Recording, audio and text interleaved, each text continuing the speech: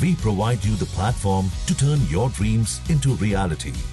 Give wings to your aspirations with KR Mangalam University. Iran युद्ध में कूदने का दबाव जब पाकिस्तान पर बनने लगा तो पाकिस्तान इस युद्ध को रोकने के लिए चौधरी बनने लगा। पाकिस्तान को यह समझ आने लगा कि युद्ध अगर ज्यादा लंबे समय तक चला तो इसकी तपिश उसके देश पर भी साफ दिखेगी और इसके लिए पाकिस्तान ने इस युद्ध को रुकवाने का ठेका ले लिया।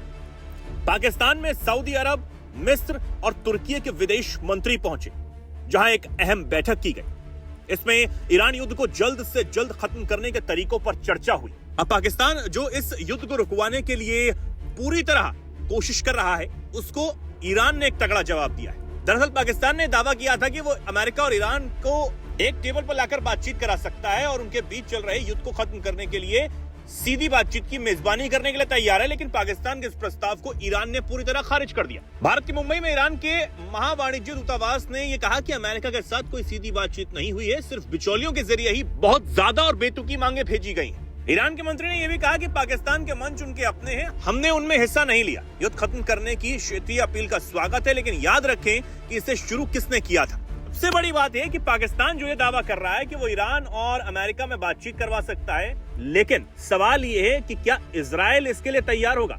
वो इजराइल जिसे पाकिस्तान मान्यता नहीं देता है, वो इजराइल जिसे लेकर पाकिस्तान तमाम मंचों पर खुलकर आलोचना करता है, और वो इजराइल जिसके खिलाफ पाकिस्तान इस्लामिक नाटो बनाना चाहता है। इसे जानते हैं विदेश मामलों के जानकार, शिक्षाविद और लेखक निपुण जी से। माना जा रहा है कि बहुत जल्द अमेरिका और इजराइल के जो राजनयिक हैं उनके साथ पाकिस्तान की बातचीत होगी, लेकिन इसी बीच एक दिलचस्प वाकया ये होता है कि ईरान में जो तेहरान में पाकिस्तान की जो एम्बेसी है उसके आसपास कुछ इजराइल की मिसाइलें गिरती हैं और काफी बिल्डिंगें जो आसपास की थी वो ध्वस्त हो जाती हैं, जिसको लेकर पाकिस्तान ने इजराइल को बहुत ही तल्ख लहजे में कहा कि उसे कतर समझने की भूल ना करे। अगर पाकिस्तान के किसी भी नागरिक को हिट किया गया या उसकी एम्बेसी को टारगेट किया गया तो पाकिस्तान उसका मुंह तोड़ जवाब देगा और पाकिस्तान किसी भी हद तक जाकर लड़ेगा या उसको पीटेगा। इस तरह के भाषा का प्रयोग किया गया। तो इस तरह की भाषा के प्रयोग के बाद, यानी कि एक तरह से कहा जा सकता है कि पाकिस्तान के द्वारा इजराइल को धमकाए जाने के बाद उम्मीद तो नहीं लगती कि इजराइल मानेगा, क्योंकि पहले भी कभी भी पाकिस्तान को इजराइल ने वैल्यू नहीं दिया है और हमेशा इजराइल पहले से ही मानता रहा है कि इस पूरे एरिया में जो एटॉमिक वेपन को बढ़ाने वाला या बढ़ावा देने वाला, चाहे वो ईरान ही क्यों ना हो, एटॉमिक वेपन की टेक्नोलॉजी देने वाला या रिएक्टर को लेकर मदद करने वाला कोई और देश नहीं। वो कौन है? वो पाकिस्तान है। बात तो ये भी हो सकती है कि अगला नंबर पाकिस्तान का भी हो सकता है, जिस प्रकार ईरान को अटैक किया गया, क्योंकि पाकिस्तान ही कहीं ना कहीं एक एटॉमिक वेपन कंट्री वाला देश है जो इस्लामिक वर्ल्ड में है, और वही कहीं ना कहीं पूरे इस्लामिक वर्ल्ड के अंदर अपनी एक आइडेंटिटी बनाने का प्रयास करता है और ईरान के साथ अपने लामबंदी और इजराइल के अगेंस्ट कई बार उग्र और तल्ख बयान पाकिस्तान ने दिए हैं।